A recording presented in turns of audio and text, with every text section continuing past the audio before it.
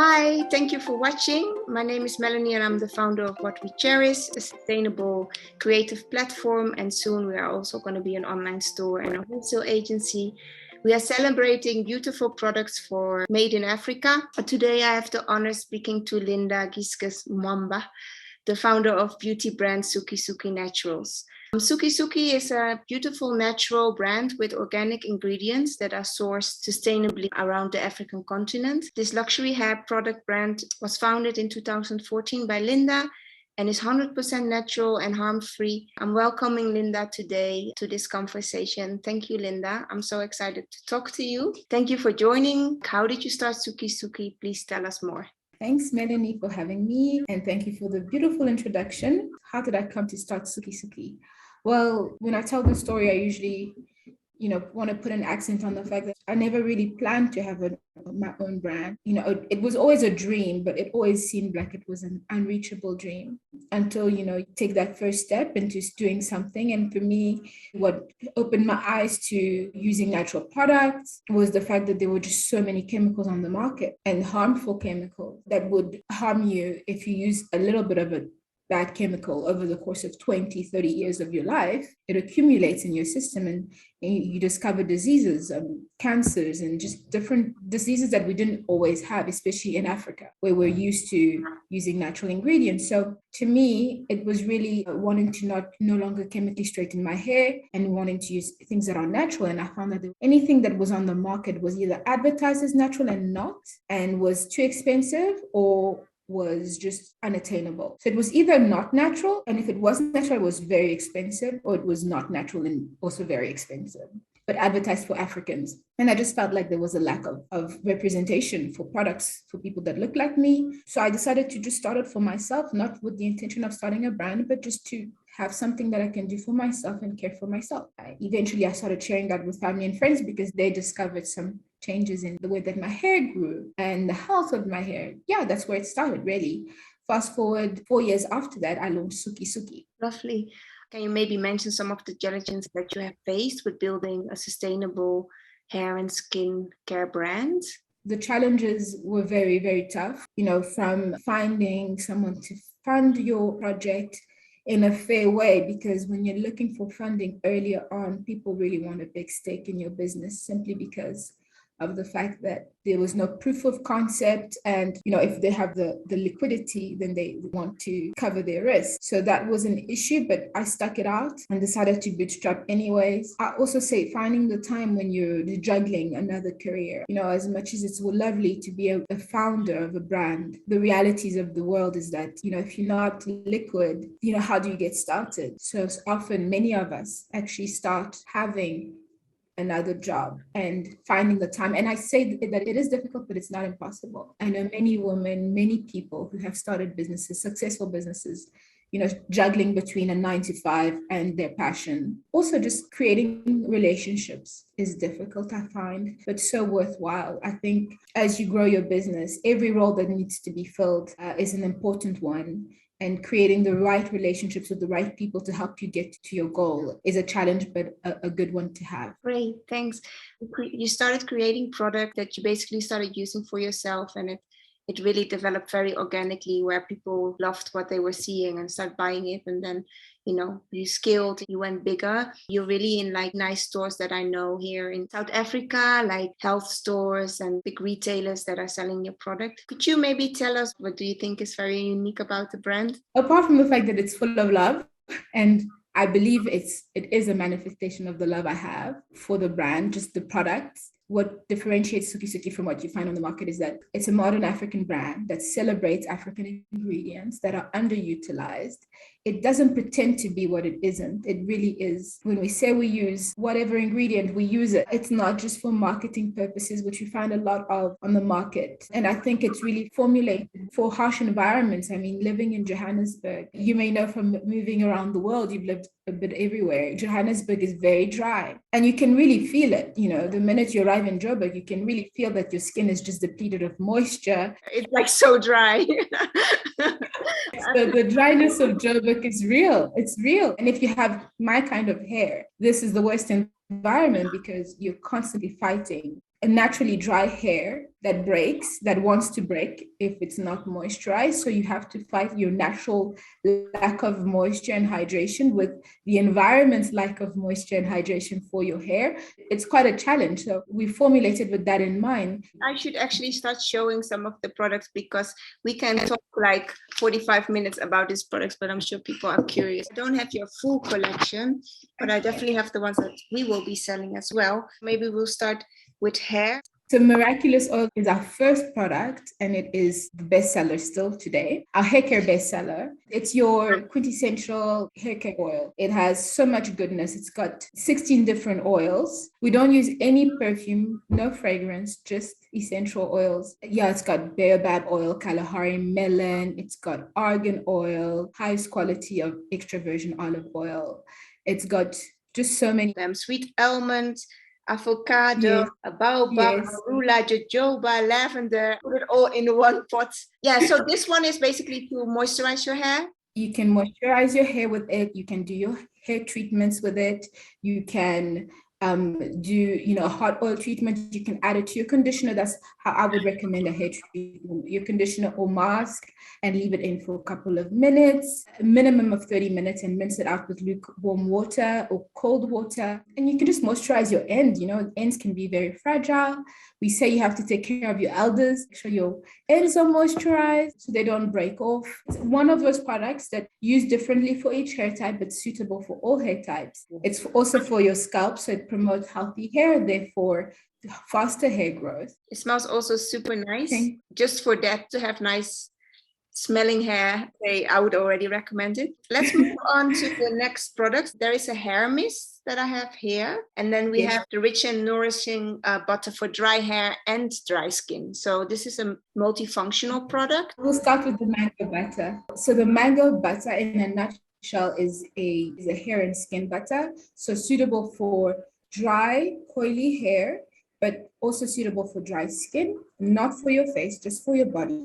It's made up of 4 butters: mango butter to soften, shea butter to nourish, avocado butter to penetrate, and cocoa butter to promote elasticity. It's such a lovely product. It just melts into your skin. Have you been liking it? I just started using. I'm very careful with your products because I'm so happy with it. I don't want to spoil the whole thing on my body yet. Again, this smell as well, you can really smell that it's not perfumed, which I really prefer. I obviously really like natural products. That's what I really like, that it doesn't smell perfumed, but it still has a very nice smell to it. I don't know how to describe it otherwise. And then the hair mist. Yes, it hydrates. Your hair needs hydration as much as you just mist your hair. It's got a blend of aloe vera. It's got some oils. It hydrates, but it also seals in moisture. So it's great for fine hair. And all of our products, a little bit goes a long way. You don't need to use much because the quality of the ingredients is really superior. And we source them on the continent predominantly. There are some ingredients, for example, acai, that is only found in South America, that we fell in love with and that we use, but we really want to celebrate African ingredients that aren't used everywhere. Definitely a lovely product. I use it. We're talking about African products. Prickly pear and rosehip, they are from here, right? Rosehip is from Lesotho. Prickly pear is South Africa. Okay. So when we started making our product, we couldn't find prickly pear oil in South Africa, only in Morocco. And prickly pears, you can find it in Morocco. You can also find it in Mexico, right? But South Africa has so much prickly pear, and I'm very glad to see the change. When we talk about sustainability, you want to source ingredients closest to you. You want to reduce your carbon footprint. You want to support communities closer to you and make sure that money circulates and that we are trading with people that are in our region. And so I really was very excited to finally find a supplier in South Africa of prickly pear. The aim is always to look closest to us, but it's not always possible. But I think that the more brands like me come about and we create a demand for the product, that will happen. Yeah. It's not something that happens overnight. It's a natural reaction to demand. If a producer finds there's enough demand for it, he will think about making it available for the market. Yeah. So to get your nice, shiny, glowy face, smoothless skin, what would you say? So there's the rosehip brightening facial oil, and there's a prickly pear rejuvenating facial oil. Honestly, I put whatever I feel like in the morning because I have it. I like both. Just before I went on to this call, I actually put some of the rejuvenating on because it's like, we need to have this like little spark. So I hope it's shining on the screen. There's no direction on which one, when to use which one, or? The brightening facial oil is for skin types that need to be evened out. It's got vitamin C, so it brings light into the skin. And the rejuvenating is very rich in vitamin E, which helps repair the skin.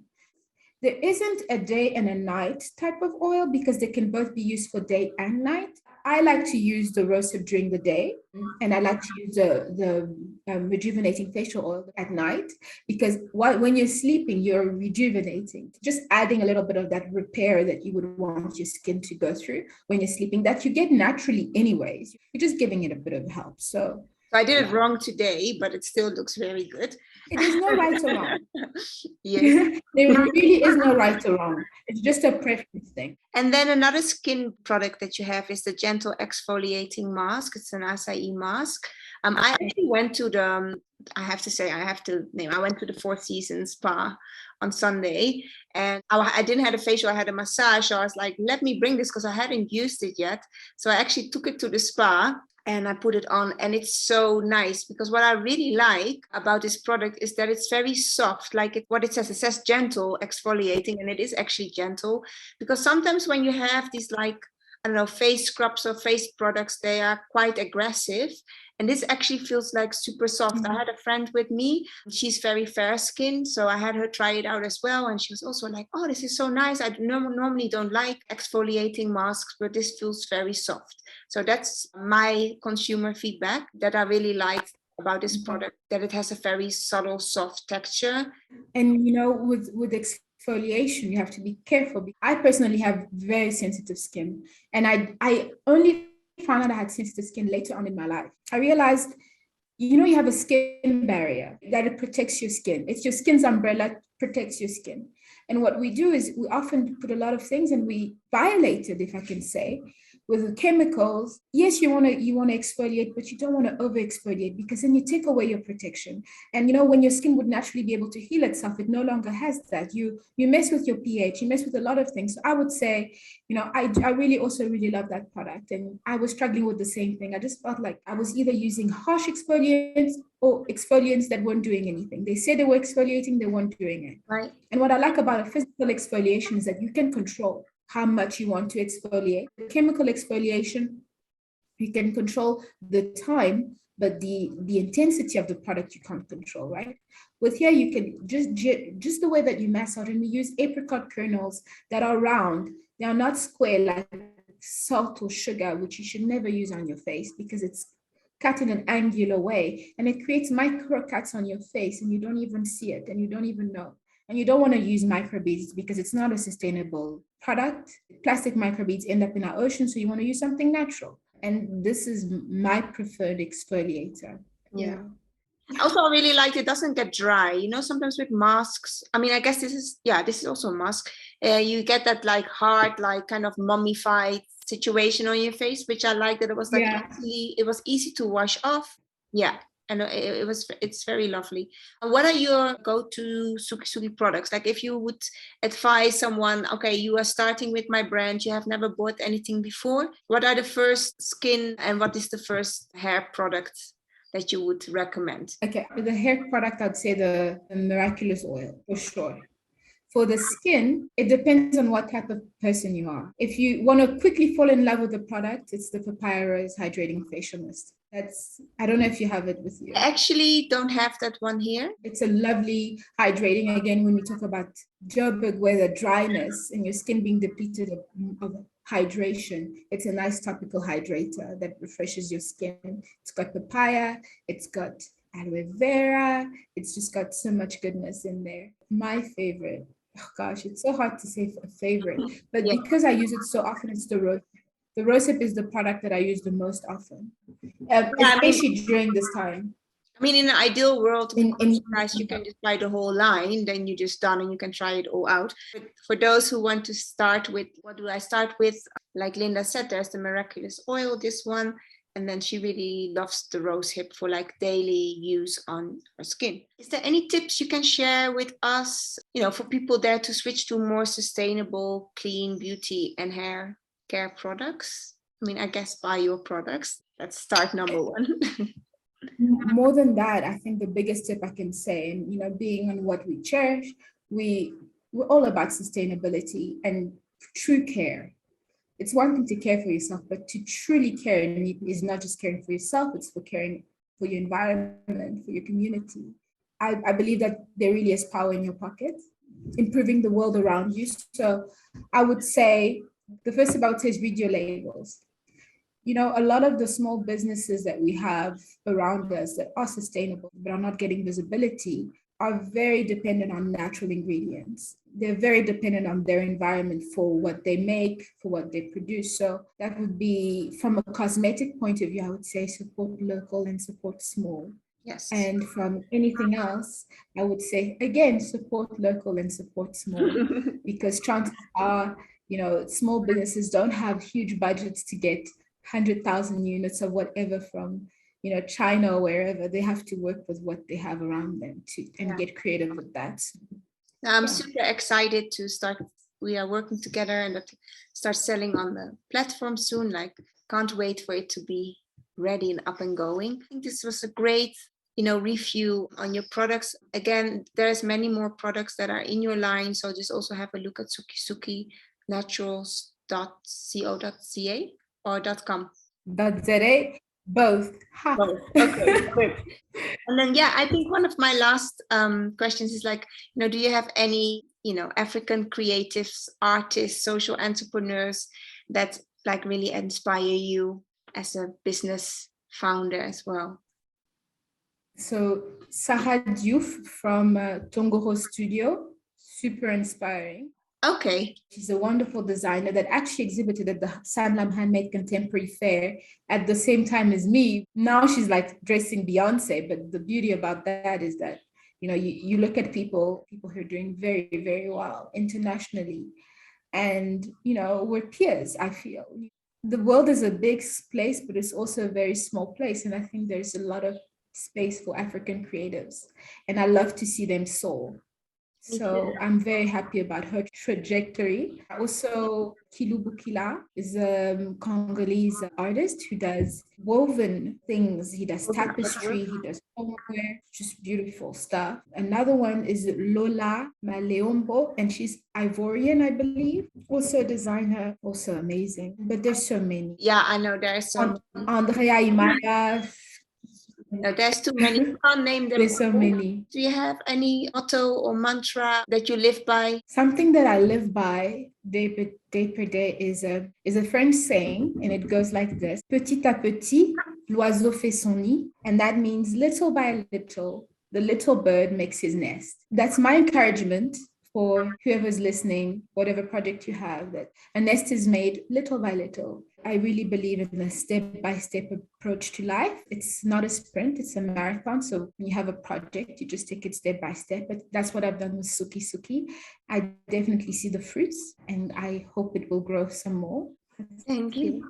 Thank you so much for hopping on this call and to know you a little bit better. And I'm sure we will be back soon again. If people have any questions about your products, they can leave messages under this video on the Instagram grid or on the LinkedIn of What We Cherish. And yes, thank you so much. We'll see you soon.